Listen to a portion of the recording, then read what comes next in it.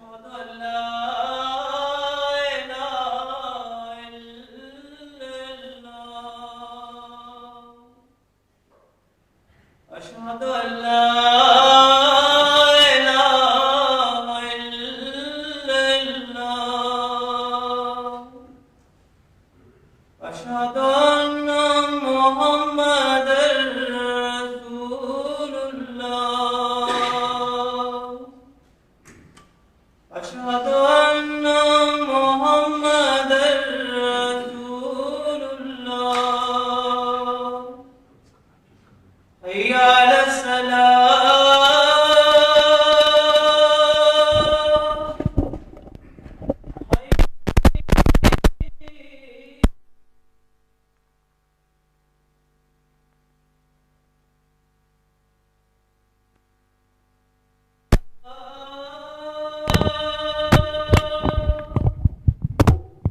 حي على الفلاح الله أكبر الله أكبر لا إله إلا الله. السلام علیکم ورحمۃ اللہ. اشهد ان لا اله الا الله وحده لا شريك له واشهد ان محمدا عبده ورسوله. اما بعد فاعوذ بالله من الشيطان الرجيم. بسم الله الرحمن الرحيم. الحمد لله رب العالمين الرحمن الرحيم مالك يوم الدين. إياك نعبد وإياك نستعين. اهدنا الصراط المستقيم صراط الذين أنعمت عليهم غير المغضوب عليهم ولا الضالين.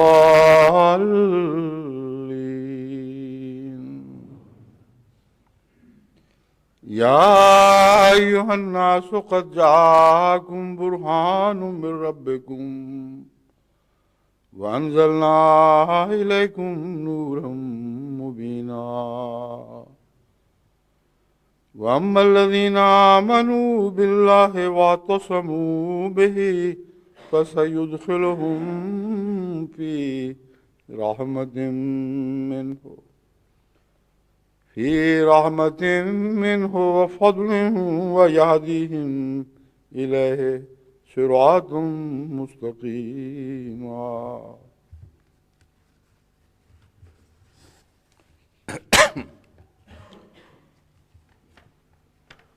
یہ آیات جو میں نے تلاوت کی ہیں ان کے ترجمے اور ان کی تشریح سے پہلے میں یہ اعلان کرنا چاہتا ہوں کہ جماعت احمدیہ نیوزی لینڈ کا 7واں جلسہ سالانہ اتوار 17 دسمبر کو منعقد ہو رہا ہے، اور صدر صاحب جماعت نے سب دنیا کی جماعتوں کو السلام علیکم بھی پہنچایا ہے اور اس موقع پر ان کو دعا میں یاد رکھنے کی درخواست کی ہے۔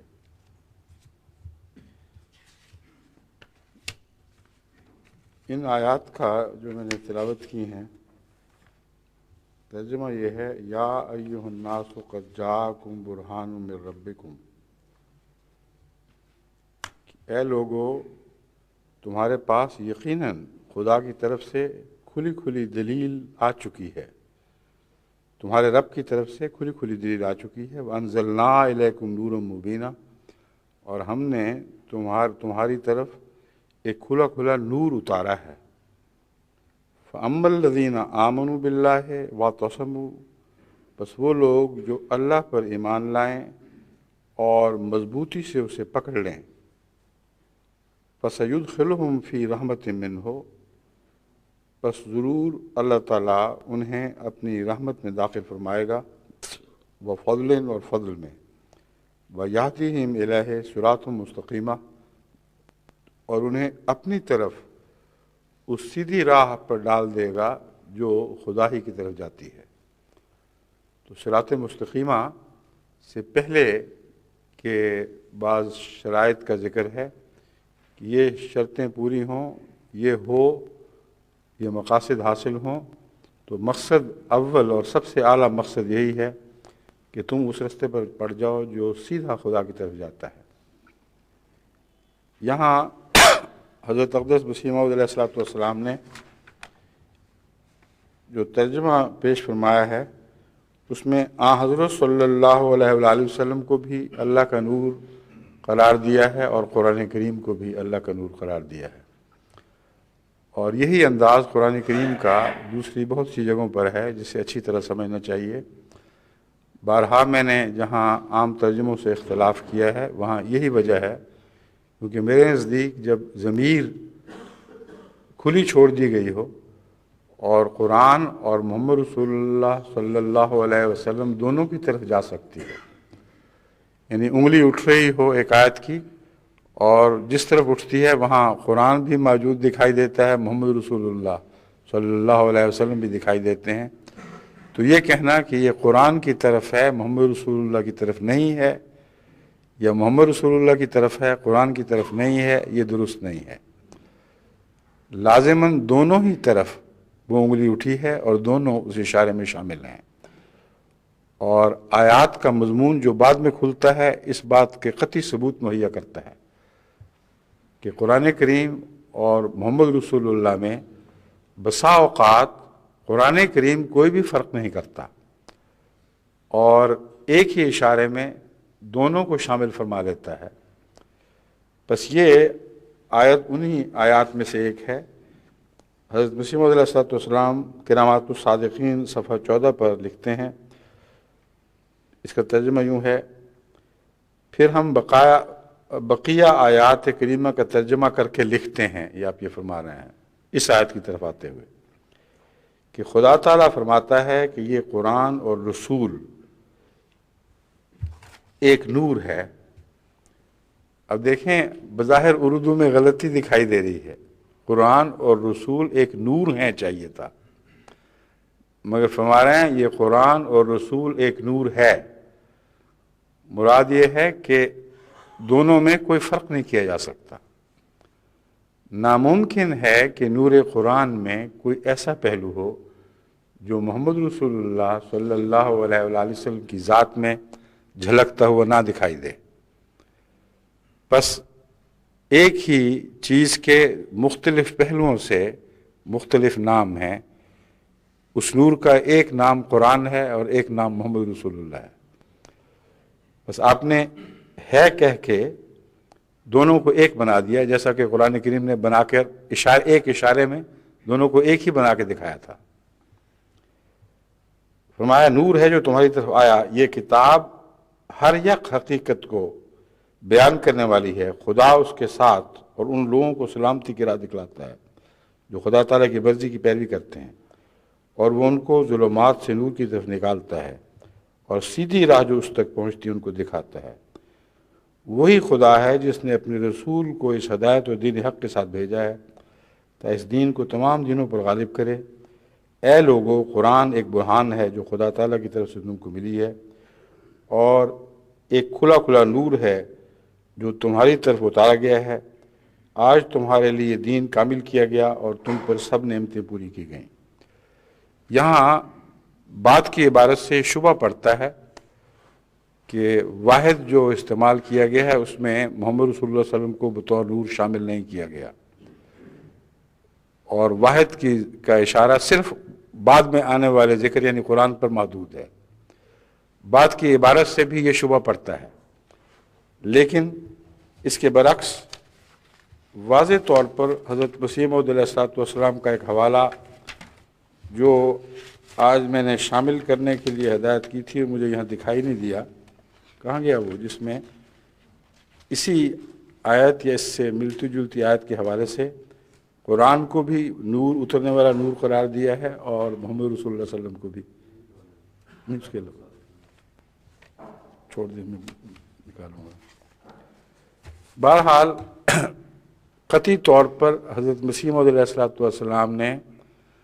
حضرت صلی اللہ علیہ وآلہ وسلم کو بھی اترنے والا نور قرار دیا ہے اور قرآن کو بھی اترنے والا نور قرار دیا ہے،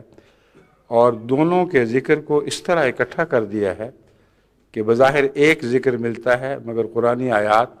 اس مضمون کو کھول دیتی ہیں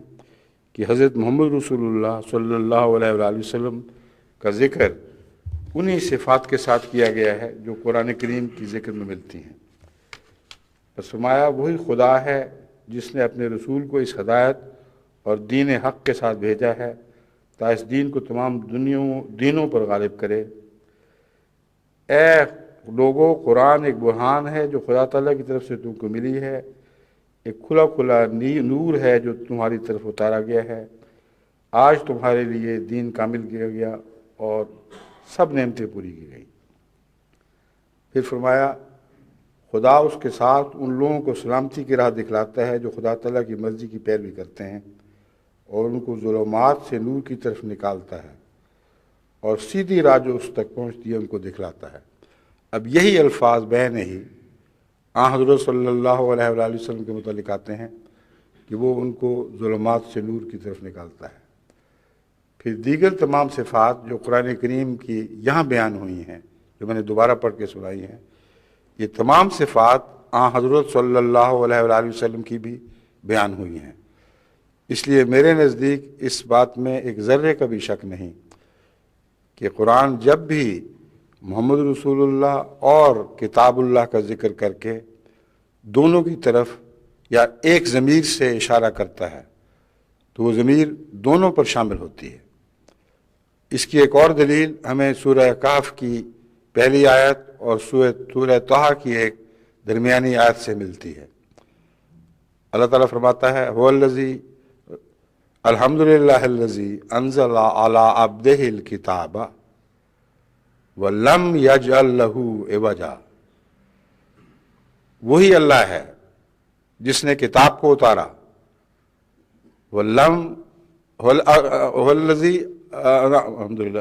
الحمدللہ الذی انزل علی عبدہ الکتاب، جس نے اپنے بندے پر یہ کامل کتاب اتاری۔ اب دو ذکر اکٹھے ہو گئے، ایک بندہ اور ایک کتاب، اور آخر پر فرمایا وَلَمْ يَجْعَلْ لَهُ عِوَجًا، لاہما نہیں فرمایا بلکہ لہو فرمایا کہ ان میں کوئی کجی نہیں رکھی۔ اس دھوکے میں پڑھ کر کہ ہما نہیں ہے بلکہ واحد کا لفظ ہے، بہت سے مفسرین اور مترجمین نے اس کا ترجمہ کرتے وقت ضمیر کو ایک کی طرف خاص کر دیا، چنانچہ اکثر ترجموں میں آپ کو یہ ضمیر قرآن کی طرف دکھائی دے گی۔ ترجمہ کرنے والے اس کا مطلب سمجھتے ہیں کہ جب خدا نے کہا لم یجعل لہ عوجا، اس میں کوئی کجی نہیں رکھی، تو یا محمد رسول اللہ مراد ہیں یا قرآن مراد ہے۔ اور قرآن کی حق میں اکثر مفسرین نے ترجمہ کر دیا کہ کتاب کی صفات بیان ہو رہی ہیں، کتاب ہی مراد ہے۔ لیکن بعض مفسرین نے اس مضمون کو بھانپ لیا اور یہ اعلان کی، یہ وضاحت کی کہ اس ضمیر میں محمد رسول اللہ بھی شامل ہیں اور قرآن کریم بھی شامل ہیں۔ سورہ طٰہٰ کی جن آیات کی طرف میں نے اشارہ کیا ہے ان میں اللہ تعالیٰ واضح طور پر محمد رسول اللہ صلی اللہ علیہ وسلم کا ذکر کرتے ہوئے فرماتا ہے الیوم یتبعون الداعی الذی لا عوج لہ، الیوم یتبعون الداعی الذی لا عوج لہ، وہ جب بڑے بڑے انقلاب برپا ہوں گے، جب پہاڑ پیس دیے جائیں گے اور دنیا کو برابر کر دیا جائے گا، اس دن وہ بڑی بڑی طاقتوں والے لوگ، بڑے بڑے مغرور لوگ لازماً اس رسول کی پیروی کریں گے جس میں کوئی عوج نہیں ہے۔ لم یجعل لہ عوجا اور لا عوج لہ، دیکھ لیں ایک ہی مضمون کے دو بیان ہیں، قطعاً کوئی فرق نہیں ہے۔ پہلی آیت میں جو سورہ کہف سے لی گئی تھی اس میں یہ فرمایا تھا کہ انزل علی عبدہ الکتاب ولم یجعل لہ عوجا، ہم نے کتاب اتاری اور اس میں عوج کوئی نہیں رکھا، اس میں کوئی ٹیڑھا پن نہیں ہے۔ سورہ طٰہٰ میں جو اس کے بعد آ رہی ہے اس میں فرمایا اس دن اس دائی کی پیروی کریں گے یہ لوگ جس دائی میں کوئی عوج نہیں۔ تو ثابت ہوا کہ لا عوجا کا مضمون لازم محمد رسول اللہ کی طرف اشارہ کر رہا ہے اور ثابت ہو رہا ہے کہ آپ مراد ہیں، مگر کتاب کی طرف بھی اشارہ کر رہا ہے، اس لیے کتاب کا ترجمہ کرنا بھی درست ہے۔ بعض دفعہ کتاب کی طرف زیادہ راجع دکھائی دیتا ہے اور دوسری طرف اشارتاً استنباط کرنا پڑتا ہے۔ بعض دفعہ حضرت صلی اللہ علیہ وآلہ وسلم کی طرف واضح طور پر انگلی اٹھتی ہے اور قرآن اس اشارے میں شامل ہوتا ہے، بس کوئی تفریق نہیں ہے نور قرآن میں اور نور محمد رسول اللہ صلی اللہ علیہ وسلم میں۔ قرآن کی عملی زندہ تفسیر حضرت محمد رسول اللہ صلی اللہ علیہ وسلم تھے۔ قرآنی آیات کو سمجھنے کے لیے اگر آپ غور کریں تو حضرت صلی اللہ علیہ وآلہ وسلم کا سیرت کا کوئی نہ کوئی پہلو آپ کا مددگار ہو جائے گا،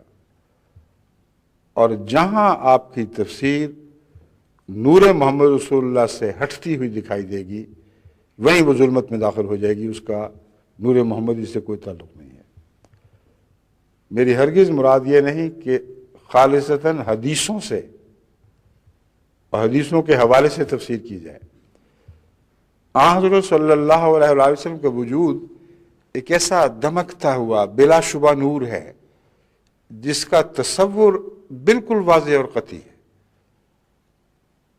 مثلا کوئی ایسی حدیث ہو جس سے استنباط کرتے ہوئے نعوذ باللہ رسول اللہ صلی اللہ علیہ وسلم کی طرف ایسی حرکت منسوب ہو جو محمد رسول اللہ کی شان کے منافی ہے، جو قرآن کے اس نور کے منافی ہے جسے سب سے زیادہ شاندار نور کے طور پر قرآن کریم نے کھول کر بیان کیا ہے۔ ہر ایسے موقع پر وہ حدیث نہیں رہے گی۔ حدیث ہے تو غیروں کی حدیث ہے، محمد رسول اللہ کی حدیث نہیں رہے گی۔ بس اس بارے میں کوئی بھی شک کی گنجائش نہیں، جیسا کہ قرآن کے بارے میں کوئی شک کی گنجائش نہیں کہ محمد رسول اللہ صلی اللہ علیہ وآلہ وسلم کی شخصیت ایک ایسے نور کے طور پر ہے جس میں کسی قسم کا کوئی شک نہیں، لا ریب فیہ۔ اب لا ریب فیہ کو میں محمد رسول اللہ صلی اللہ علیہ وسلم کی طرف بھی لگا رہا ہوں اور قرآن کی طرف بھی، مانن یہ نہیں کہ اس آیت میں معین طور پر ذکر ہے، اور عملاً آپ دیکھیں کہ اس دونوں نوروں سے ہدایت پانے کے لیے شرط ایک ہی ہے، اور وہ ہے متقی ہونا۔ لا ریب فیہ ہدی للمتقین، محمد رسول اللہ کے نور سے فیض پانا یا آپ کی سرشت کو، آپ کی فطرت کو، آپ کے اعلیٰ اخلاق کو، آپ کی سیرت کو سمجھنا لازماً ایک پاکیزگی کا تقاضا کرتا ہے۔ جہاں جہاں اس پاکیزگی میں فرق آئے گا وہاں ایک ہی مضمون آپ کو مختلف سمتوں میں اشارہ کرتا ہوا دکھائی دے گا۔ دیکھنے والے کی آنکھ جب نور کو دیکھتی ہے تو طرح طرح سے دیکھتی ہے، بعض لوگوں کو سبز اور سرخ بھی کالا اور سفید ہی دکھائی دیتا ہے، بعض لوگوں کو گلابی دکھائی دیتا ہے، بعضوں کو مدھم دھندلا سا جیسے ایک دودھیا سی سفیدی سامنے آئی ہو ویسا دکھائی دیتا ہے،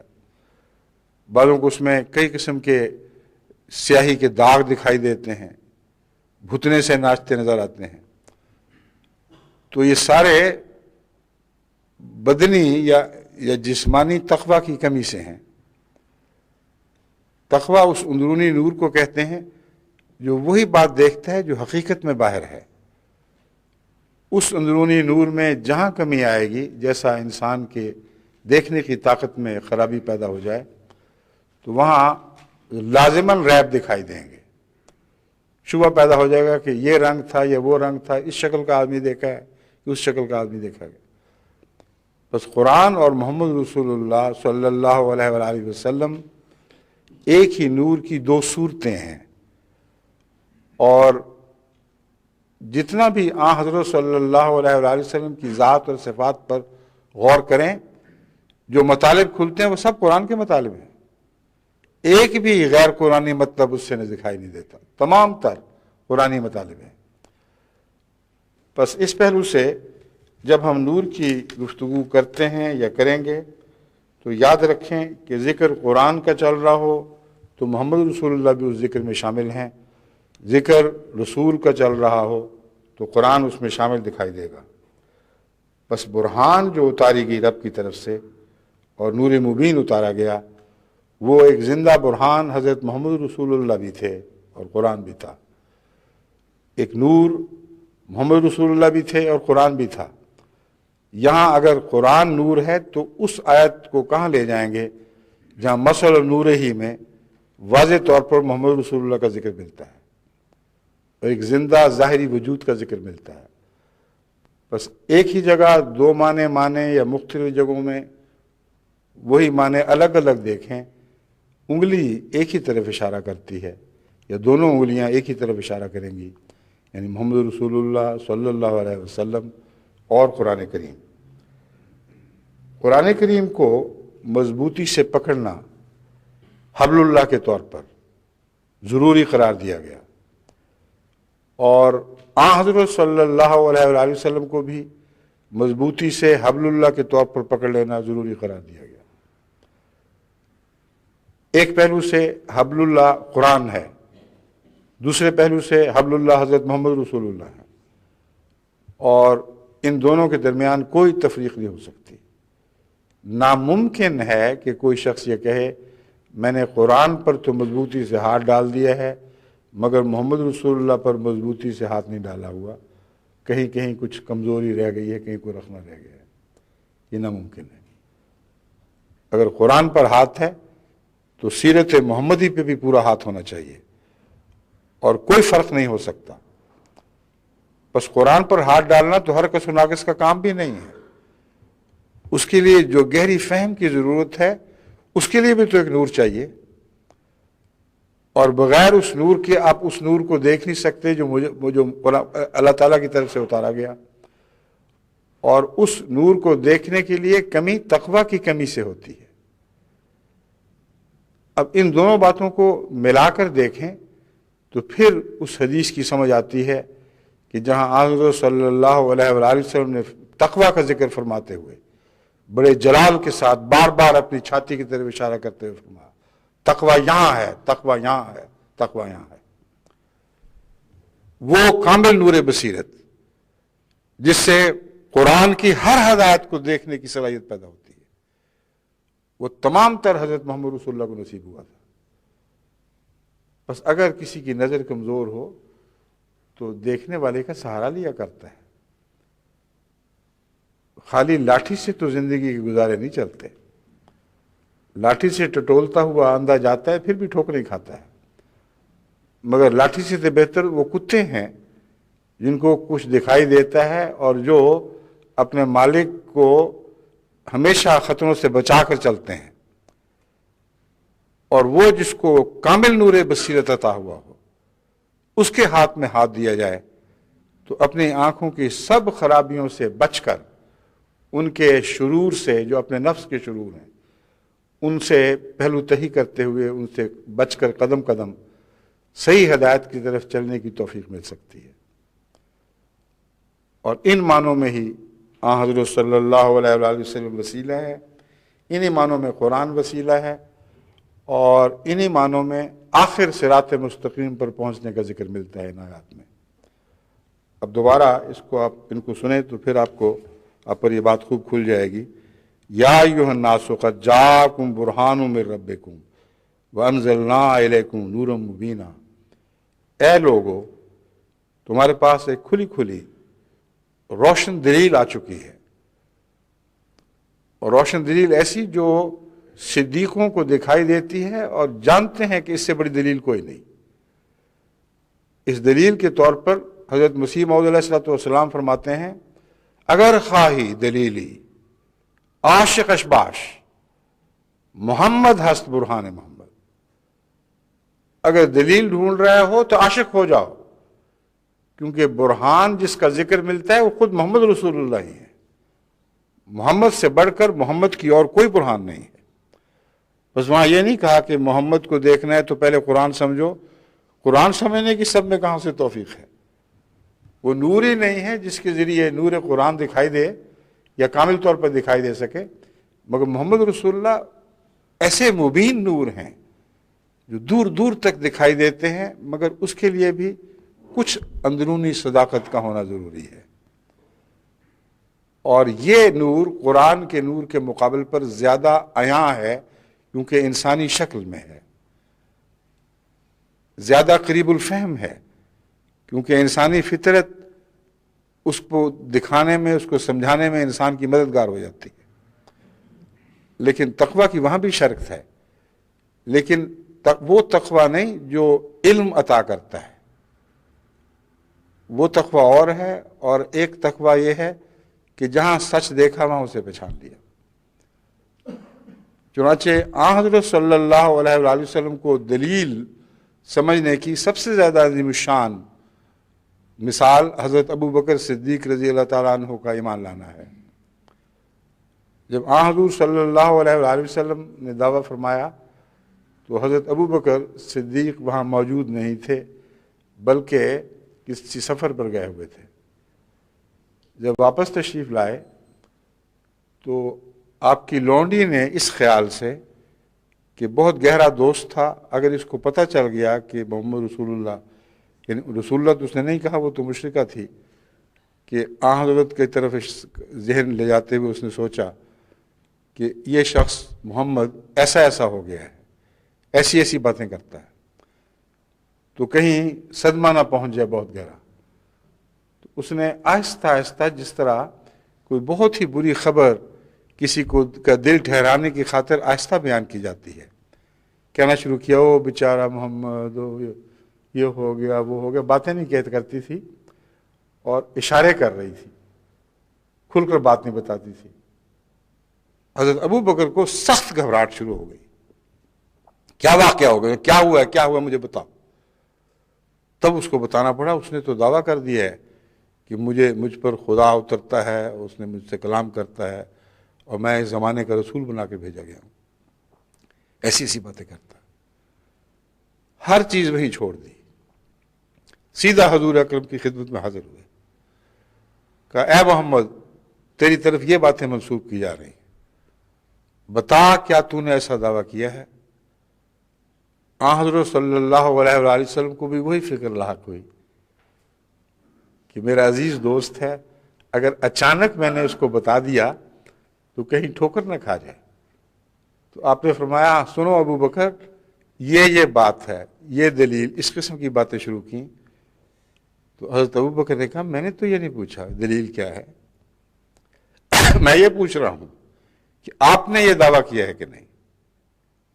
حضرت رسول اللہ صلی اللہ علیہ وسلم نے جب یہ سنا تو انہوں نے فرمایا ہاں میں نے دعویٰ کیا ہے۔ اس نے کہا اگر آپ نے دعویٰ کیا ہے تو میں خدا کی قسم کھا کے کہتا ہوں کہ آپ سچے، آج ہی میں گواہی دیتا ہوں کہ جو آپ کی گواہی ہے وہی میری گواہی ہے۔ الفاظ یہ نہ ہوں، مختلف ہوں، مگر مضمون بین یہی تھا۔ یہ صدیقیت ہے کہ محمد رسول اللہ کے چہرے کو ایک دلیل کے طور پر پہلے سے ہی دیکھ رہے تھے اور جانتے تھے کہ اس کی سچائی کی اس سے بڑھ کر دلیل ہو ہی نہیں سکتی، مگر اس کے لیے جس نور کی ضرورت ہے ضروری نہیں کہ وہ نور قرآن کے مطالعے میں بھی وہی کرشمے دکھائے، اور محمد رسول اللہ کی سچائی کو پہچاننے کے باوجود قرآن کو تفصیل سے سمجھنے کے لیے جس نور کی ضرورت ہے وہ سب سے زیادہ اور سب سے اکمل طور پر حضرت اقدس محمد رسول اللہ صلی اللہ علیہ وسلم کو عطا ہوا، اور پھر ان کو عطا ہوتا ہے جن کو خدا جس حد تک نور بصیرت عطا فرماتا ہے اور خود ان کی حفاظت کرتا ہے۔ اور یاد رکھیں کہ نور بصیرت کا عطا ہونا کافی نہیں ہے، خود اس کی حفاظت بھی ضروری ہے، اور اسے صحیح راستے پر گامزن رکھنے کے لیے جو حفاظتی تدابیر روحانی دنیا میں مقرر ہیں ان کو عملاً معمور کر دینا اس بات پر کہ یہ بندہ جس کو ہم قرآن کا کچھ نور دکھانا چاہتے ہیں یہ غلط نہ دیکھے، تم اس کی حفاظت کرو۔ یہ اس لیے واضح اور قطعی حقیقت ہے کہ جہاں قرآن کی حفاظت کا وعدہ ہے وہاں یہ وعدہ شامل ہے، اس کے بغیر یہ وعدہ مکمل نہیں ہو سکتا۔ بس حضرت اقدس مسیح موعود علیہ الصلوۃ والسلام کو اس زمانے میں جب نور فرقان کو ظاہر کرنے کے لیے پیدا فرمایا گیا تو وہی نور بصیرت جو محمد رسول اللہ کی ذات کو پہچاننے، اس پر گواہ بننے کے لیے درجہ کمال کو پہنچ چکا تھا، وہی نور بصیرت قرآن کو سمجھنے میں بھی درجہ کمال کو پہنچا ہوا تھا۔ اور اس پہلو سے اندرونی نور کے مختلف مظاہر میں فرق دکھائی دیتا ہے۔ ایک نور وہ ہے جو صداقت کو پہچانتا ہے اور چہروں پر دیکھتا ہے اور پھر گواہی دیتا ہے، اس کے بعد کسی اور صداقت کی ضرورت، کسی اور گواہی کی ضرورت باقی نہیں رہتی۔ ایک نور اس درجے تک ساخل ہو جاتا ہے کہ نور محمد رسول اللہ کے اندر ایسا مستغرق ہو جاتا ہے، ایسا گہرائی تک اتر جاتا ہے کہ جب قرآن کو پڑھتا ہے تو قرآن کی مخفی راز بھی اس پر روشن ہونے لگتے ہیں۔ مگر وحی الہی کے نور اور محمد رسول اللہ علیہ وسلم کے نور میں ایک فرق یہ ہے، اگر کوئی فرق ہے تو یہ ہے کہ وحی الہی کا نور دائمی طور پر اپنے معانی پر غور کرنے کی دعوت دیتا چلا جاتا ہے اور ہر موقع اور حال کے مطابق وہ معنی اس میں دکھائی دیتے ہیں۔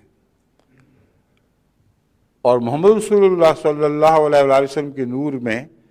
وہ معنی اس طرح سمجھ نہیں آتے سوائے اس کے کہ قرآن کے حوالے سے آپ پیشگوئیاں کرتے ہیں تو پھر وہ معنی دکھائی دینے لگتے ہیں، تو ایک دوسرے کے آئینہ بن جاتے ہیں۔ پیشگوئیاں فی ذات ہی محمد رسول اللہ کی ذات میں نہیں ہیں، فی ذات ہی قرآن کریم میں ہیں۔ آئندہ کی تمام خبریں اور حالات کا چارہ قرآن کریم میں بیان فرمایا گیا ہے۔ حضرت صلی اللہ علیہ وآلہ وسلم کی نور بصیرت نے ان کو دیکھا، سمجھا، اور اس کے علاوہ مزید وحی آپ پر نازل ہوئی، اور وحی کی مدد کے بغیر آپ کو بھی کلیتاً وہ باتیں اس طرح دکھائی نہیں دیں جس طرح آپ نے دیکھی اور پھر ہمیں دکھائیں۔ تو جہاں ہم کہتے ہیں نور کتاب اور رسول ایک ہی چیز کے دو نام ہیں، یہ ایک طرز کلام ہے، اس کو لفظاً اس طرح چسپاں کر دینا کہ بالکل ایک ہی چیز ہے، یہ بالکل نامعقول بات ہے۔ جو تمثیلات کے اعلیٰ پہلو ہیں جو عقلاً ایک دوسرے پر چسپاں کیے جا سکتے ہیں، اسی حد تک تمثیل صادق آتی ہے، ورنہ محمد رسول اللہ علیہ وسلم کو کتابت قرآن کی طرح تو لکھا تو نہیں جا سکتا۔ اور قرآن کریم کی بہت سی باتیں ہیں، قرآن کریم جستہ جستہ وحی کی صورت میں نازل ہوا ہے۔ حضرت محمد رسول اللہ علیہ وسلم کے نور کے متعلق یہ بھی آتا ہے کہ سب سے اول بنایا گیا، اور پھر جب آپ پیدا ہوئے تو تمام نورانی صفات آپ کے اندر داخل تھیں، مگر جب تک قرآن نہیں اترا نور علی نور ان پہلوؤں سے نہیں بنے۔ ہر وحی نے آپ کے ایک نور پر جلوہ گری کی ہے، پھر وہاں امتزاج کامل ہوا ہے، پھر ہم کہہ سکتے ہیں کہ وہ نور جو قرآن میں ہے وہی نور محمد رسول اللہ ہے۔ اور اس کو 23 سال لگے ہیں مکمل ہونے میں، مگر یہ سلسلہ نور کی جلا کا، میں جیسا کہ میں نے پچھلے خطبے میں بیان کیا تھا،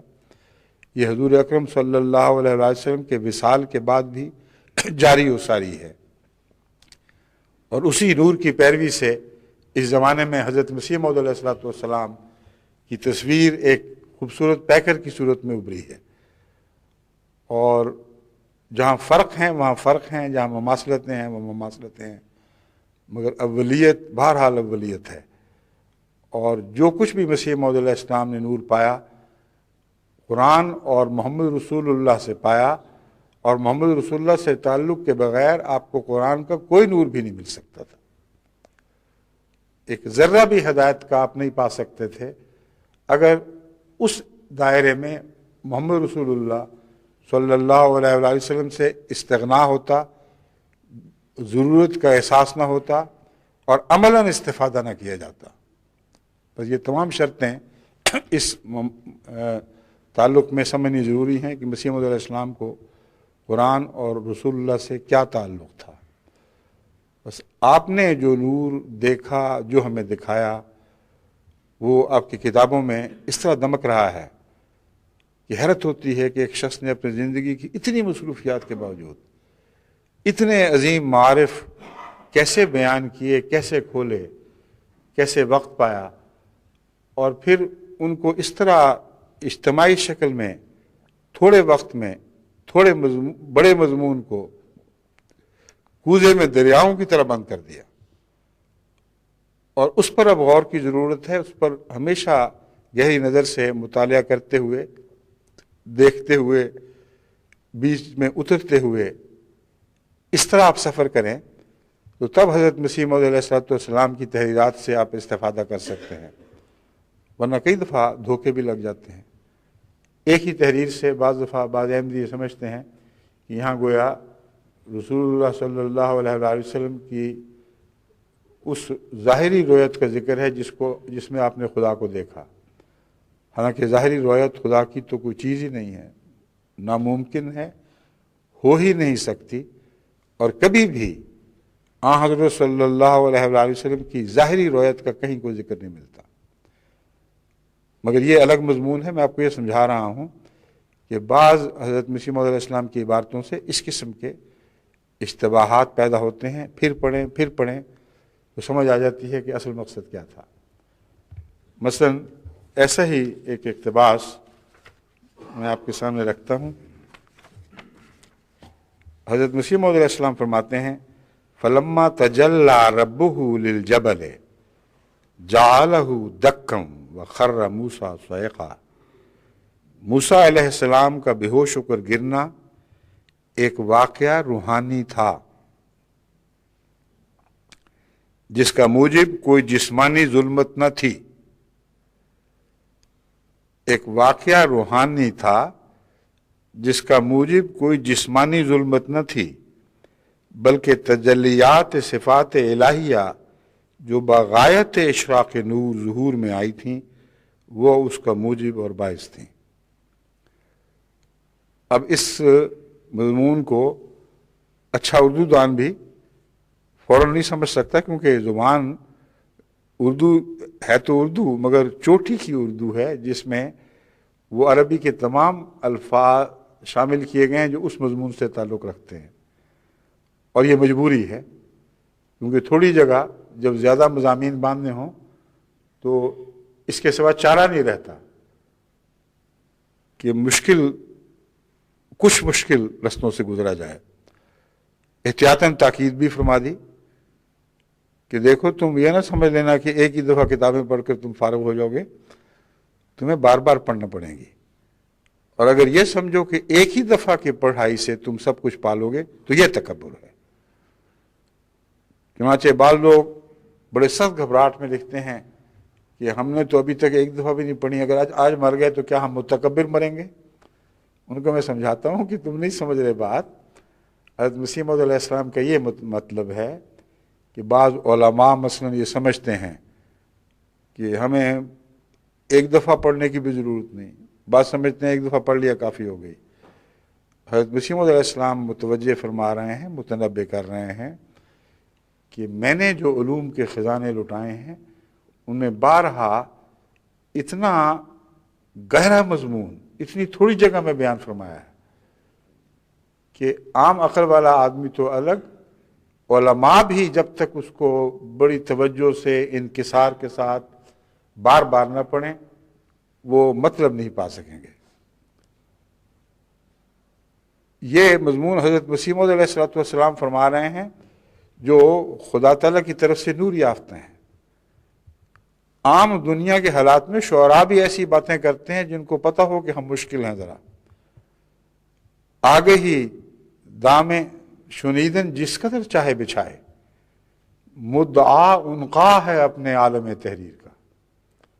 یا عالم تقریر کا۔ غالب کہتا ہے کہ ہوش، سوچ، توجہ کے ساتھ سننا اور سمجھنا، سننے کے جال، شنیدن سننا، اس کے جتنے چاہے جال بچھا دے، مدعا عنقا ہے اپنے عالم تقریر یا عالم تحریر کا، کہ ہمارے لکھنے یا ہمارے کلام کا جو مدعا ہے وہ تو عنقا ہے، پھر بھی نہیں پکڑا جائے گا۔ مراد یہ ہے، یا اب یہ مبالغے کی حد ہے، دیکھیں انبیاء تو ایسے مبالغے نہیں کیا کرتے، مگر وہ لوگ جو جانتے ہیں کہ ہم نے بالارادہ زیادہ مضامین باندھے ہیں اور بمشکل انہیں بیان کر سکے ہیں، یہ بھی ایک احساس رکھتے ہیں کہ ہر کس و ناقص اس مضمون کو پا نہیں سکے گا، مگر مضمون کا مشکل ہونا اس کی قدر نہیں گھٹاتا بلکہ اس کی قدر بڑھا دیتا ہے، یہ کہنا چاہتا ہے غالب۔ عنقا ایک ایسے فرضی پرندے کا نام ہے جو اسے ہما ہے، اب مجھے صحیح تلفظ یاد نہیں، عنقا ہے کہ عنقا ہے، میں تو عنقا ہی پڑھا کرتا ہوں۔ وہ کہتا ہے کہ وہ پرندہ جس کے متعلق کہا جاتا ہے کہ اگر اس کا سایہ پڑ جائے کسی پر تو وہ بادشاہ ہو جاتا ہے، وہ پرندہ کسی دام میں ہاتھ نہیں آیا کرتا۔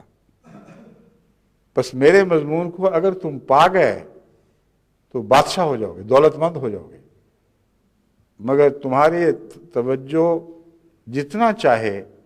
سننے کے جال بچھا لے تم اس کو پکڑ نہیں سکو گے، مگر اگر پکڑ لیا تو پھر بہت بڑا مطلب پاؤ گے۔ یہ بات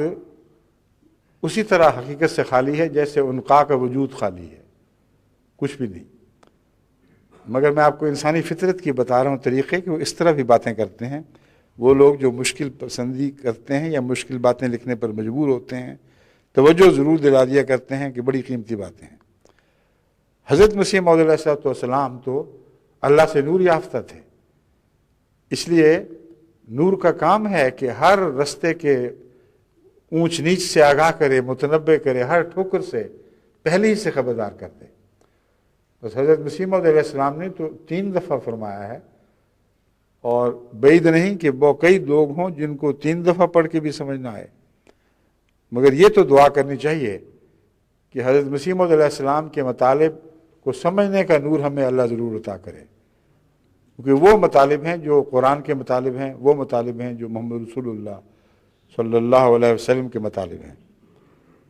بس آپ جو یہ فرما رہے ہیں کہ جسمانی ظلمت نہ تھی،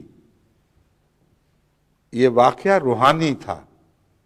جس کا موجب کوئی جسمانی ظلمت نہ تھی۔ مراد یہ ہے کہ حضرت موسیٰ کے وجود میں کوئی جسمانی ظلمت ایسی نہیں تھی جس کے نتیجے میں تجلی کو دیکھنے سے آپ محروم ہو گئے اور بے ہوش ہو کے جا پڑے۔ یہ ایک روحانی واقعہ ہے، یعنی وہ صفات الہیہ کی روحانی جلوہ گری جو انسان کے لیے، یعنی انسان کامل کے لیے مقدر تھی، حضرت موسیٰ اس کو برداشت کرنے کی طاقت نہیں رکھتے تھے۔ یہ مراد ہے، چنانچہ فرماتے ہیں تجلیات صفات الہیہ جو بغایت اشراق نور ظہور میں آئی تھی۔ اشراق نور، نور جب چمک اٹھتا ہے اور ہر طرف پھیل جاتا ہے اس کو کہتے ہیں اشراق، اور بغایت جو حد تک اس حد تک جو انتہائی حد ہے، اس حد تک جو نور اچانک پھوٹ پڑے اور تمام ماحول کو، تمام سمتوں کو منور کر دے، تمام اطراف کو منور کر دے۔ ایسا نور جو غیر معمولی قوت سے پھوٹا ہو، وہ تجلی ان لوگوں کو دکھائی نہیں دے سکتی جن کی آنکھیں اس انتہائی نور کی انتہائی جلوہ گری کو دیکھنے کی طاقت نہیں رکھتی ہوں جو محمد رسول اللہ کے لیے مقدر تھا۔ یہ مراد ہے جو حضرت مسیح موعود علیہ السلام بیان فرما رہے ہیں، کیونکہ ہر سمت میں نور پھیلا تو تھا، مگر ہر سمت میں وہ آنکھ نہیں تھی جو اس نور کی متحمل ہو سکتی۔ پھر فرماتے ہیں ظہور میں آئی تھیں وہ اس کا موجب اور باعث تھیں، یعنی جلوہ خود پردہ بن گیا تھا۔ وہ جلوے کی انتہا خود نظر کے لیے پردہ ثابت ہوئی۔ اور یہ واقعہ ہے کہ اگر اچانک روشنی تموج دکھائے، اپنا غیر معمولی جولانی دکھائے،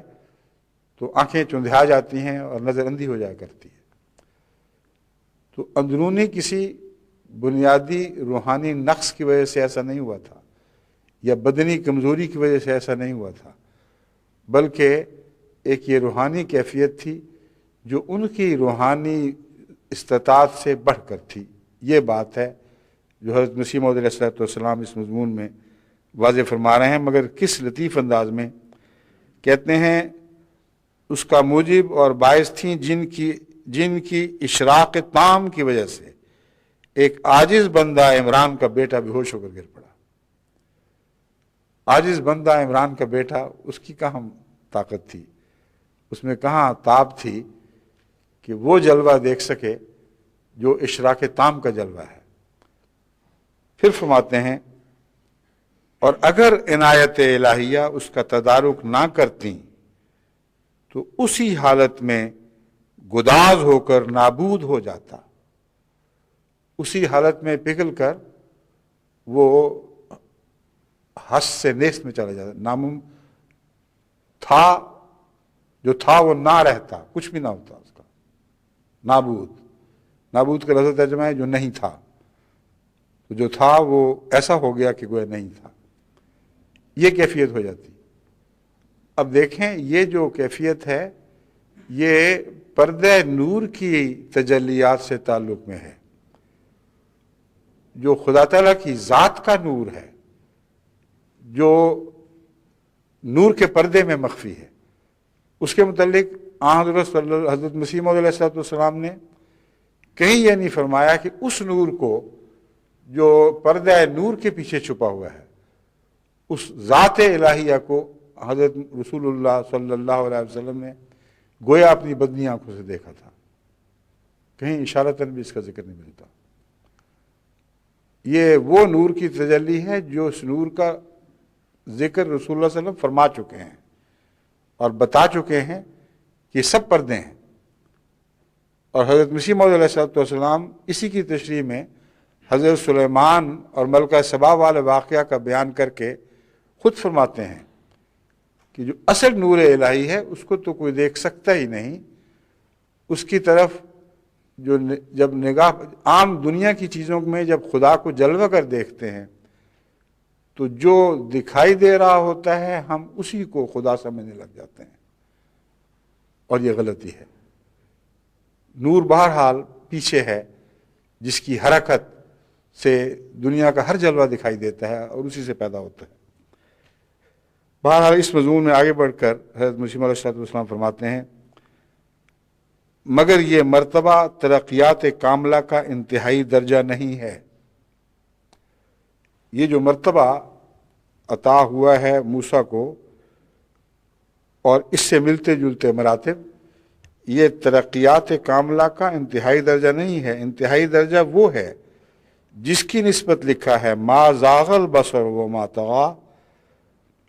جس کے متعلق لکھا ہے کہ نظر نے دھوکہ نہیں کھایا، وما طغی اور کجی نہیں دکھائی اس چیز میں جو اس کو دکھائی دی۔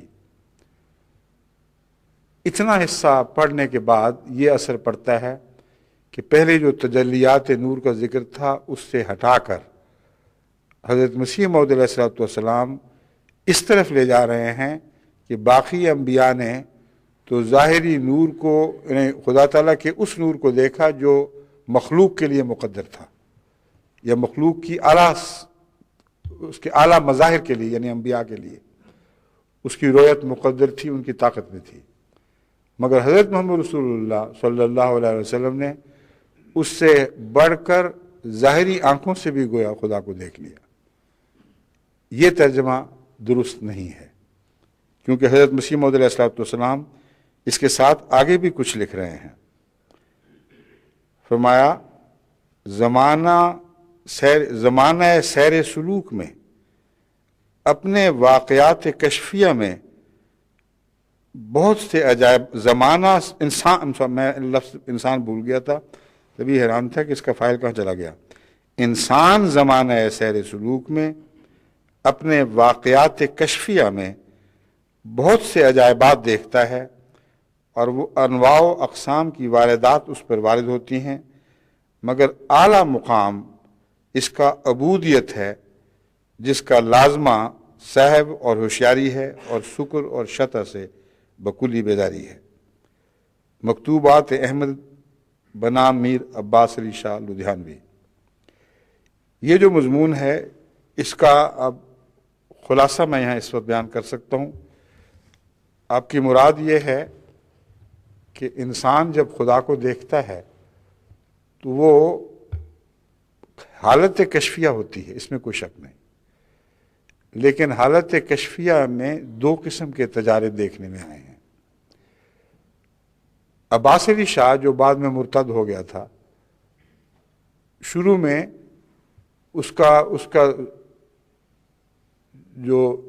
معاملات میں چھان بین کرنا، تجسس کرنا، معاملات کی تہ تک اترنا، ایسا رنگ اختیار کیے ہوئے تھا کہ حضرت مسیح موعود علیہ السلام کو اس سے نیک توقعات بھی وابستہ ہوئیں، مگر بدنصیبی اس کی کہ وہ پھر زمین کی طرف جھک گیا اور ان صفات سے فائدہ نہ اٹھا سکا جو اس کی رفع کا موجب بن سکتی تھیں۔ اس لیے عباس علی شاہ کا ذکر کرتے ہوئے مجھے آپ کو بتانا چاہیے کہ یہ اس کا پس منظر ہے۔ اس نے ایک خط میں حضرت مسیح موعود علیہ السلام سے پوچھا کہ وہ لوگ جو صوفیاں ہیں اور اپنی ذات میں غرق ہو کر خدا تعالیٰ کی صفات پر غور کرنے کی طرف توجہ کرتے ہیں، ان پر ایک ربودگی سی طاری ہو جاتی ہے اور نیند کی سی حالت اور کیفیت ہوتی ہے، مگر قرآن کریم فرماتا ہے کہ اگر تم نیند کی کیفیت محسوس کرو تو نماز کے قریب تک نہ جاؤ۔ تو ان دو باتوں میں کیا تضاد ہے؟ یہ مضمون ہے جس کو کھولتے ہوئے حضرت مسیح موعود علیہ السلام نے یہ مثالیں پیش فرمائی ہیں۔ خلاصہ مطلب یہ ہے کہ آپ فرماتے ہیں کہ جو نور کی جلوہ گری سے ربودیت پیدا ہوتی ہے، ربودگی پیدا ہوتی ہے، وہ عبودیت سے پیدا ہوتی ہے، اور اس کے سوا جو غنودگی ہے وہ دنیا داری ہے اور مردنی ہے، اس کی کوئی حقیقت نہیں۔ آپ فرماتے ہیں کہ دراصل یہ دیکھنا ہوگا کہ نیند کا سا نشہ یا غنودگی جس کو کہتے ہیں وہ کس باعث سے ہوئی ہے۔ کیا وہ خدا تعالیٰ کے قرب اور اس کے محبت کے نتیجے میں ہوئی ہے یا دنیا داری کے نتیجے میں ہوئی ہے؟ اگر وہ دنیا داری کے نتیجہ میں ہے تو وہ محض موت ہے، اور اس حالت میں تم نماز کے قریب تک نہ جاؤ۔ اور اگر وہ اس وجہ سے ہوئی ہے کہ تم خدا کی محبت میں ڈوب کر اس کے سرور میں غائب ہو گئے ہو، تو وہ ربودگی اور قسم کی چیز ہے۔ اس حالت میں تو انسان کی بینائی اور روشن ہو جاتی ہے، اور اسی حالت میں اللہ کا جلوہ انسان دیکھ سکتا ہے اور دیدار الہی کی وہ توفیق پاتا ہے جو عام انسان کو میسر نہیں آ سکتی۔ اور اس کا تعلق عبودیت سے ہے، تکبر سے نہیں ہے۔ بس اہل تکبر بھی ایک غفلت کی حالت میں رہتے ہیں، اور اہل انکسار بھی ایک قسم کی غفلت کی حالت میں ڈوب جاتے ہیں، مگر وہ غفلت ان کو دنیا سے غافل کرتی ہے اور اللہ کے احساس کو روشن تر کرتی چلی جاتی ہے۔ اس حالت میں نماز سے منع نہیں فرمایا گیا، وہ تو نماز کا مقصد ہے۔ تو یہ خلاصہ کلام ہے۔ ہوشیاری بھی ہے اور چالاکی بھی، دو قسم کی چیزیں ہیں، اور ہوشیاری بھی ہے اور بے ہوشی بھی، بیدار مغزی بھی ہے اور بے ہوشی بھی۔ ان دونوں کا ایسا لطیف اور باریک فرق حضرت مسیح موعود علیہ السلام نے اس خط میں کر کے دکھایا ہے کہ بالآخر یہ نتیجہ نکالا کہ اس قسم کی حالت جو عبودیت سے پیدا ہوتی ہے یہ سب سے اعلیٰ مقام ہے جو حضرت محمد رسول اللہ صلی اللہ علیہ وآلہ وسلم کو عطا ہوا، اور عبودیت کاملہ کے نتیجے میں آپ نے وہ دیکھا جو اور کوئی نہیں دیکھ سکتا تھا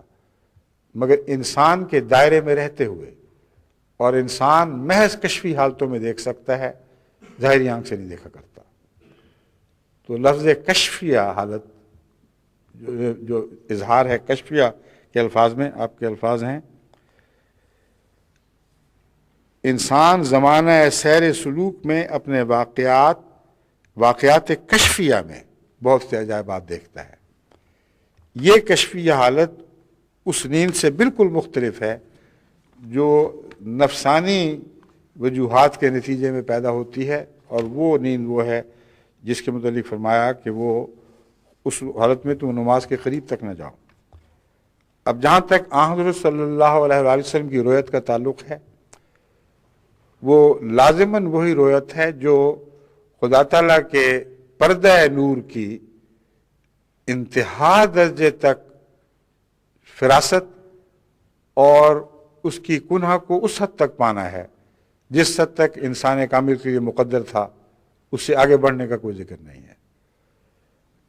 چنانچہ حضرت اکرمہ کی ایک حدیث ترمذی کتاب التفسیر میں اس طرح بیان ہوئی کہ حضرت ابن عباس رضی اللہ تعالیٰ عنہ نے کہا کہ محمد صلی اللہ علیہ وسلم نے اپنے رب کو دیکھا۔ اکرمہ کہتے ہیں جب میں نے سنا تو میں نے پوچھا کیا اللہ تعالیٰ یہ نہیں فرماتا لا تدرکہ الابصار وہو یدرک الابصار، کہ اللہ کو آنکھیں نہیں پہنچ سکتی، نظر نہیں پہنچ سکتی، ہاں اللہ نظروں تک پہنچتا ہے۔ تو پھر آپ یہ کیسے کہہ رہے ہیں کہ محمد رسول اللہ صلی اللہ علیہ وآلہ وسلم نے 2 دفعہ اپنے رب کو دیکھا؟ اس پر ابن عباس نے کہا تیرا بھلا ہو، یہ وہ رویت ہے جبکہ اللہ تعالیٰ نے اپنے اس نور کے ساتھ تجلی فرمائی جو اس کا نور ہے۔ وہ رویت ہے جس کی اللہ تعالیٰ نے اپنے اس نور کے ساتھ تجلی فرمائی جو اس کا نور ہے، اور وہ نور کیا ہے؟ حضرت محمد رسول اللہ علیہ وسلم فرماتے ہیں کہ اللہ کا حجاب ہے، اور اس حجاب سے بڑھ کر کچھ دکھائی نہیں دے سکتا۔ اگر دکھائی دے تو ساری کائنات کالعدم ہو جائے، اچانک ہست سے نیست میں منتقل ہو جائے۔ ہر مخلوق آپ نے فرمایا ہے۔ بس ان 2 احادیث میں تضاد پیدا کرنے کی جو بھی کوشش کرے گا وہ دونوں نوروں سے محروم رہ جائے گا، اس حدیث کے نور سے بھی محروم رہ جائے گا، اس حدیث کے نور سے بھی محروم رہ جائے گا۔ بس وہ رویت جو محمد رسول اللہ صلی اللہ علیہ وسلم کو دکھائے گی، حضرت ابن عباس کہتے ہیں وہ تو اس نور کے جلوے سے دکھائی گئی جس نور کے جلوے سے خدا دکھائی دے سکتا ہے۔ اور اب اس پر وہ پڑھیں آیت نور علی نور، کہ محمد رسول اللہ علیہ وسلم کے نور پر عرش سے خدا کا نور اترا ہے۔ وہ نور جو اترا ہے وہ محمد رسول اللہ علیہ وسلم کے نور کے ساتھ بغایت درجہ یکجا ہو گیا، یکجان ہو گیا، ایک ہی چیز تھی جس کے آپس میں ملنے سے تجلی نے غیر معمولی اس طرح جلوہ گری کی ہے جیسے بڑی قوت کے ساتھ کوئی چشمہ پھوٹ پڑتا ہے، اور غیر معمولی رفتیں اس میں پیدا ہوئیں۔ اور یہ نور مخلوق ہے، اور اللہ کی ذات کا نور مخلوق نہیں ہے۔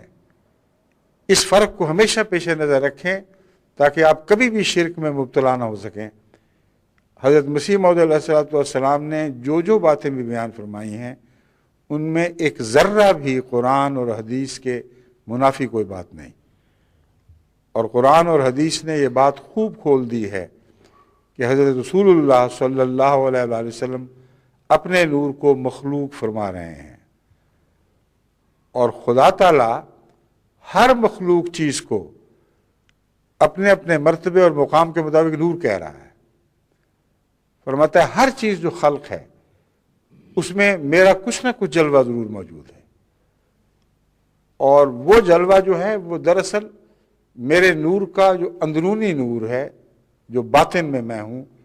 اس پر پردہ ہے، کیونکہ اس پردے کے بغیر تم مجھے دیکھ سکتے ہی نہیں. بس یہ وہ خلاصہ کلام ہے ان مختلف عبارتوں کے مجموعی طور پر دیکھنے سے، جس کے تعلق میں انشاءاللہ میں آئندہ خطبے میں بعض دوسری باتیں بیان کروں گا، اور اس پہلو پر بھی کچھ اور روشنی ڈالوں گا. اور حضرت مسیح موعود علیہ الصلوۃ والسلام نے جو مختلف عبارتوں میں اپنے مضمون کو خوب کھولا ہے، وہ عبارتیں آپ کو دکھاؤں گا تاکہ کسی احمدی کے دل میں اس پہلو سے کوئی اشتباہ کا سوال باقی نہ رہے. اور اللہ کے فضل کے ساتھ جب یہ باتیں آپ پر روشن ہو جائیں گی تو پھر آپ کے اندر وہ نور چمکنے لگے گا اور بیدار ہونے لگے گا جو آپ کو عطا ہوا ہے، ہر انسان کو عطا ہوا ہے. ہر انسان کی فطرت میں وہ نور رکھا گیا ہے، کہیں باہر سے نہیں آئے گا. یہ نور جب چمکے گا تو پھر آسمان سے شعلہ نور آپ پر بھی اترے گا، اور لازم ہے کہ اترے، کیونکہ حضرت اقدس محمد رسول اللہ کے غلاموں پر آپ کے ماحول میں، آپ کے ارد گرد وہی شعلہ نور اترتا رہا، اور ان کے گھر بھی مشعلیں روشن ہو گئیں، وہ چراغ جلنے لگے جو محمد رسول اللہ کے نور سے روشن ہوئے تھے. بس اس نور کو اس دنیا میں زندہ کرنا، اپنی ذات میں، اپنی ذات کو چراغوں میں تبدیل کر دینا، اس دنیا کے اندھیرے دور کرنے کے لیے لازم ہے. ہرگز یہ کوئی ایسا مضمون نہیں جو علمی ذوقی دلچسپیوں کی خاطر بیان کیا جا رہا ہو. ہم میں سے ہر ایک کی ذات سے اس کا گہرا ذاتی تعلق ہے، ہماری زندگی اور موت سے تعلق رکھنے والا مضمون ہے. اس مضمون کو سمجھیں اور نور بنیں گے تو آپ بھی زندہ ہوں گے اور زندہ رہیں گے، اور سارے کائنات کو زندہ کرنے کی صلاحیت آپ میں پیدا ہو جائے گی. اگر اس کے بغیر غفلت کی حالت میں زندگی بسر کریں گے تو غفلت کا نام تو اندھیرے ہیں. پھر ان اندھیروں سے جن سے محمد رسول اللہ علیہ وسلم نکالنے کے لیے تشریف لائے، ان اندھیروں سے آپ تو پھر کبھی نہیں نکل سکیں گے. اس لیے بہت ہی بیدار مغزی کی ضرورت ہے. جاگیں، ہوش کریں، اٹھیں، اور اپنی ذات میں ان نوروں کو تلاش کریں جو خدا نے آپ کی ذات میں رکھ دیے ہیں، اور حضرت صلی اللہ علیہ وسلم کے حوالے سے آپ کی پیروی میں ان کو جلا بخشیں. بس میں تو اس مضمون کو یوں سمجھتا ہوں، اور آخر پہ یہی آپ کے سامنے عرض کرتا ہوں کہ جس طرح خدا کے نور نے محمد رسول اللہ علیہ وسلم کے نور پر جلوہ گری کی تھی اور نور علی نور بن گیا تھا، آج ہمارے لیے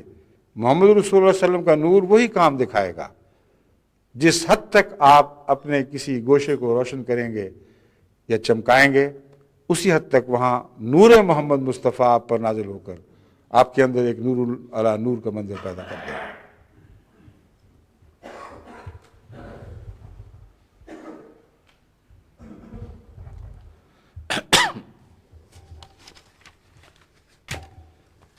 جو حوالے ہو چکتے ہیں ان کو الگ کر دیا کریں.